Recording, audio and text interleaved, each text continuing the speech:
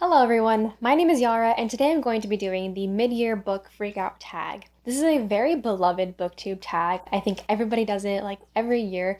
It's a really fun way to be able to track your reading, kind of put a pause in the middle of the year and be like, what did I actually read? What did I enjoy? What did I not enjoy maybe? And yeah, I'm really excited to be able to talk about these books. I read 12 books so far in 2024. Not too bad, but I am 3 books behind on my reading goal of reading 30 books in the year, which is not too bad. I can definitely make that up. And it's weird because I felt like I read a lot this year, but now saying out loud, I only read 12 books so far kind of feels unimpressive. But at least I haven't talked about any of these books yet. All of my previous recent reads have actually been, spoiler alert, books that I've read in 2023 because I was still catching up and I really wanted to talk about those books. So I actually haven't talked about any of these books that I've read in 2024 yet. So this was a really good opportunity to finally be able to do that. So let's get into these questions. I'll leave the creators of the tag below in the description. I know there's a few different versions of this tag kind of floating around. I think people have taken away or added some questions over the years. I'm just doing whatever I found was most convenient and what I wanted to answer. I'm not sure if it was the actual original or if it was something that was modified, but whatever. We're just going to be answering these questions. The first question is, what was the best book that you read in 2024? And this was actually a book that I read very recently. I think I finished it last week, and it was just so delightful. I loved it. It was exactly what I expected it to be, and honestly even exceeded my expectations of what I wanted it to be. And that is The Very Secret Society of Irregular Witches by Sangu Mandanna. This is a contemporary fantasy romance about our main character, Mika Moon, who normally has to keep the fact that she is a witch a secret due to the rules of her coven. But secretly, she's been pretending to be a witch online, and she thinks she's in the clear and that no one's going to take it seriously. But that's until one day she receives a message asking her to come to a house in the middle of nowhere and be the teacher for 3 young witches. And there she finds a really wild assortment of individuals who are in charge of the house and in charge of these 3 young girls, including Jamie, the young and attractive librarian of this house, who is very grumpy and stoic and instantly dislikes her. Like I said in the beginning, this book was just so sweet and delightful and cozy and just all of the nice adjectives. When I picked this up, I was really looking for a very light and cozy read, and it definitely delivered on that point, but it also was very touching in a lot of ways. It was very moving. We explore a lot about Mika's personal history and kind of the things that she needs to heal from and how she is able to heal those parts of herself through her connection to these young girls and this new found family that she's created. And of course, I loved the romance aspect of this book. I thought it was really sweet and I loved both of the love interests. But what I think really made it land home for me was this central theme of not being afraid to cultivate connection and to be vulnerable with people and to just be connected to people. And the other book I wanted to mention, because why not, is Freedom is a Constant Struggle by Angela Davis. Angela Davis is a prominent Marxist and feminist political activist, as well as speaker and author.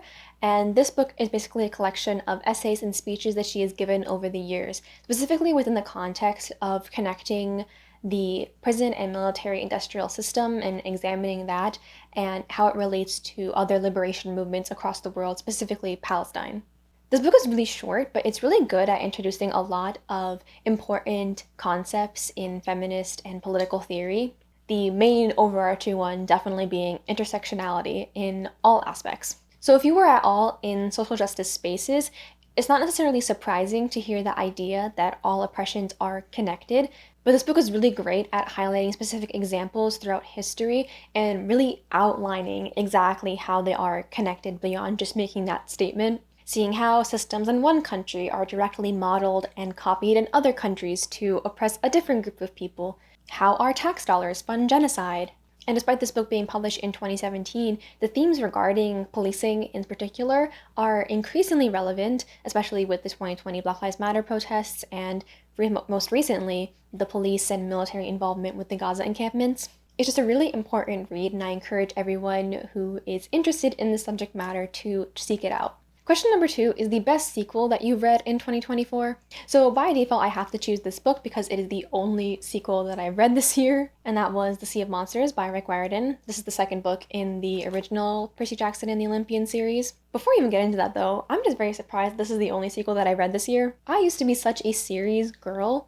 And I feel like I still am. Like in my heart, I yearn for the series, but I just don't always have the capacity to follow through with the series. I think also this year I read a lot of standalones because I feel like those are easier to feel like you have a sense of accomplishment once you finished it. Like you just got a story you're done with, especially if you're in a reading slump. Standalones tend to be the things I gravitate towards. But anyway, I definitely am going to read more sequels in the second half of the year.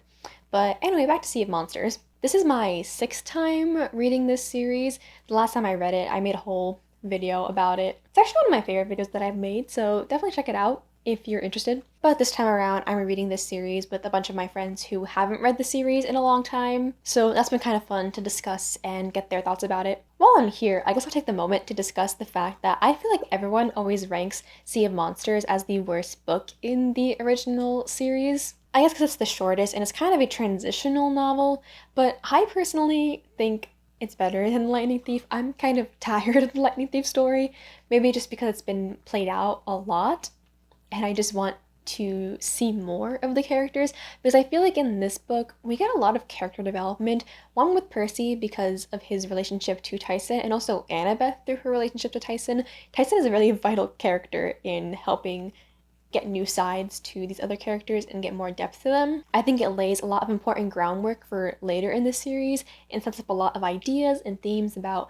what it means to be a hero and family that are extremely important later on. Yeah, I actually just really enjoy this as a sequel, and I don't know why everyone always ranks it last. Question number 3 is a new release you haven't read but you want to. And I am so terrible at new releases lately. I've been really bad at following up with what things are come out. I usually end up reading things like months or even years after they become popular and all the hype around them has already ended. But one book I have been eyeing is Dragonfruit by Makiia Lucier. This year I decided to get a Book of the Month subscription. I am not sponsored. I wish I was, but no, I genuinely just wanted to try it out, and this was the first book that I picked. This is a YA fantasy inspired by Pacific Island mythology, and I don't know too much about the plot, but I do know that it follows two characters. One is a girl who has been exiled from this island, and one who is a boy who is the last remaining prince of the island, and they have to team up to find this hidden egg of a dragon called the Dragonfruit. I haven't seen too many people talk about this. I know Marines from My Name is Marines has talked about it, and I believe she liked it. I feel like YA fantasy is always really strong in characters and character relationships, particularly. And I'm a sucker for anything that's folklore and mythology, and I just feel like this is going to have a very rich and vivid world. Honestly, just by the cover, I'm very drawn to it. It is so beautiful. And so yeah, I'm excited to read this one and see what it's all about. Question number 4 is, what is your most anticipated release for the second half of the year? And again, I haven't been really great at tracking new releases lately, so I really had to scour for one for this question. But then I saw that Heir by Sabaa Tahir is coming out later this year. Sabaa Tahir is the author of the Ember Saga as well as All My Rage, which I haven't talked about, but is one of my favorite books that I've read in the last couple of years. That was a contemporary, and the Ember Saga is a YA fantasy. And Heir is also going to be a YA fantasy. I don't really know. I don't think it's in the same world as Ember. Or maybe it's in the same world, but it's not directly connected. Or maybe it's not connected at all. I should have looked that up more. But I'm just a fan of Sabaa Tahir as a writer, so I just want to check this new one out. And Goodreads describes it as an action-packed, ruthless, and romantic fantasy. And that's kind of all I need to know. Question number 5 is, what was your biggest disappointment? And for me, this is actually the first book that I read in 2024, and that is A Study in Drowning by Ava Reid. And this was only a disappointment because I had such high expectations for it. I heard really great things about Ava Reid. In particular, I know that Hannah from A Clockwork Reader really loves Ava Reid's books. And so I really thought that I was going to love this, that I was really going to connect to it and to the themes of the story and the messages. And let me just be clear, I did like what this story was trying to do. I just think it didn't execute it in a way that I think reached its full potential. A really significant theme in this story is the erasure of women's narratives and just the disenfranchisement of women in general. And there were definitely many moments where I was so on board and I was so moved by the messaging, but by the end of the story, it just kind of felt like everything was written out and explained too much, if that makes sense. Like, the best way that I can describe it is that it felt like this story was written around trying to portray this message instead of the message coming naturally out of the story, which really sucks because, again, I really like what the story was trying to do and what role it serves and the commentary it has. I just think it could have been done in a better way. Number 6 is the biggest surprise that you read this year, and this one's really a surprise simply because of the genre that it's in, and that is All the Sinners Bleed by S.A. Cosby. This is like a mystery crime thriller that takes place in a small town in the South. And besides a few books here and there, I don't really read any genre mystery or thriller, and frankly, I wouldn't have picked this up if it wasn't the pick for my school's book club. But I actually really enjoyed this. I gave this like 4 stars. It's a very dark story. We follow a sheriff in a small town in Virginia who was the first Black sheriff in this very historically and presently racist town. At the beginning of this book, there is a school shooting, and so the sheriff is tasked with finding the killer. But the more that he tries to unravel the mystery, he uncovers a lot of horrible crimes and actions that have been done to this town, specifically the Black and brown kids in this town. And so in addition to trying to uncover the mystery and bring justice to these individuals, he is also kind of dealing with questions regarding his own role as a sheriff and if he can actually help the community as he wants to. This really hooked me from start to finish, and I also really appreciated how there was a lot of this social commentary, especially about the racial relations and the implications of his work in this town. And so yeah, this was definitely a surprise because it kind of made me realize that perhaps the genre has more to offer than I thought. Question number 7 is favorite new author, either debut or new to you, and I'm going to go with the latter of new to me, and that is Jhumpa Lahiri. This year, also because of book club, I read Interpreter of Maladies, which is a short story collection that she wrote many years back. And I'm very glad again that this book club made me read a book that I perhaps may have not reached for or wouldn't have gotten to as soon, because I would have not learned how fantastic of a writer Jhumpa Lahiri is. Short stories can be very hit or miss for me because you don't have a lot of time to develop the characters, to develop the connection to the story. So when a short story does do that, I'm very impressed.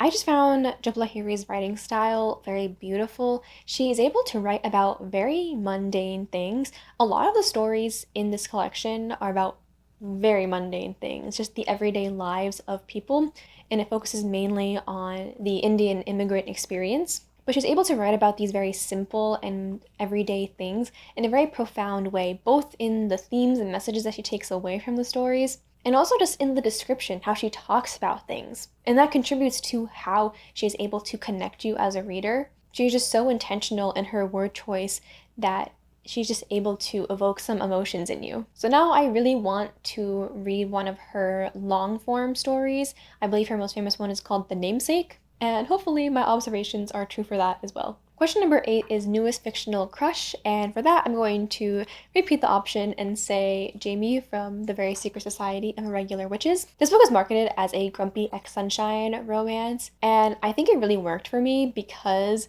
Jamie is grumpy, but he's grumpy in like a kind way. Like he has a hard exterior, but he's genuine, and he truly cares about the people that he cares about, but definitely puts up a barrier to people who he perceives as a threat. And so it was so endearing to see him become more vulnerable through his relationship with Makiia. And also he's a librarian, so that's a plus. Question number 9 is newest favorite character, and this one was also kind of hard for me because nothing jumped out as someone that I really loved as a character that really stood out in their story. But the one that I ended up picking was Tahir from The Stardust Thief by Chelsea Abdullah. This is an adult fantasy novel that is a retelling of a bunch of stories from Arabian Nights. And Tahir is a genie and is the guardian of our main character, Luli. And I thought Tahir was the most fascinating aspect of the story because he's a jinn. He's connected most centrally to the magic system of this world, so we learn a lot of the world building through him. But also, I just really loved his relationship to Luli. He kind of serves as this older brother or guardian protective figure over her. And their relationship actually is the most dynamic and complex one that is explored in the story, which is not something that you see often. Usually the most explored story is the romantic one in these kinds of books. And so I loved how much time and care there was given to developing their relationship, from how they met, how they ended up becoming friends, as well as the difficulty of trying to balance trust while protecting one another. I don't even know if I answered the question fully because I kind of just talked about their dynamic and that being my favorite aspect of the story, but it's close enough. Number 10 is a book that made you cry. I feel like for all these questions, I'm giving like half answers because I do not cry that often in books. It takes a lot for me to cry in a book. So the technical answer is none, but I'm just gonna go with a book that made me emotional. And for that, I'll go with another repeat answer, and I'm going to say Interpreter of Maladies by Jhumpa Lahiri. Not all of the stories are sad or emotional. There's a mix. Some are more lighter and funnier than others. But gosh dang, did some of these stories make me feel empty inside, but in like a good way. I mentioned before how she writes a lot about these mundane experiences, but she makes them carry so much emotional weight, and she builds a lot of tension in the story, and you never really get a resolution in a lot of these stories, which for some may come across as just unsatisfying, but for me, it actually really helped me understand the emotional weight of the story more, and it felt very realistic. But because it was so realistic, it was all the more sad. The first story in the collection, A Temporary Matter, showcases this a lot, if you want an example of that. Question number 11 is a book that made you happy. We won't go through this again, you know the answer.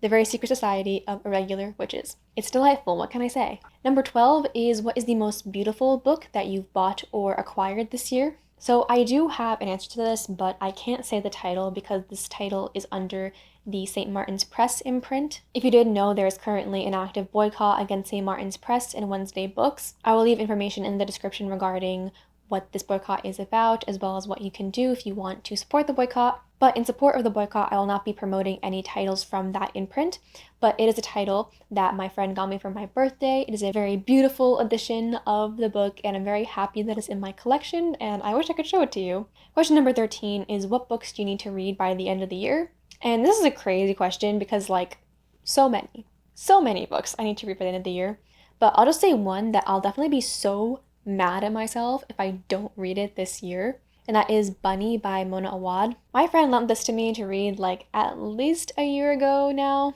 Don't really know too much about it besides the fact that it follows a creative writing program and also has something to do with cults. I actually just recently read a book about cults called The Girls by Emma Cline, and I actually really like that one, so I'm hoping that I will finally get in the mood to read this. It's not very long, and I know a lot of people like it, so I just have to finally get around to reading it. The last two questions are more like reflection style questions of the year so far.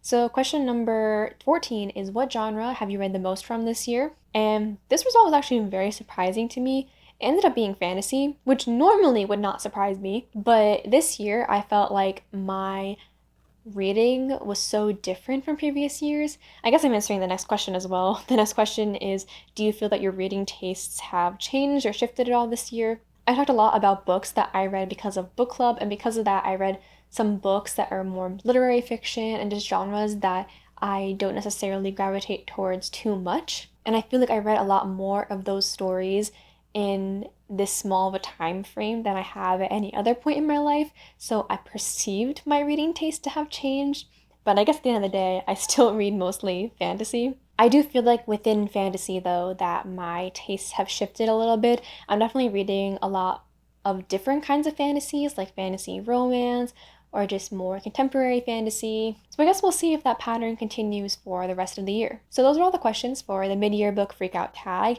Please let me know how your reading year is going, how many books you've read, your favorite book that you read, or the worst book that you read. If you like this video, please don't forget to like, comment, and subscribe if you want to see more. And thank you so much for watching, and I'll see you later. Bye.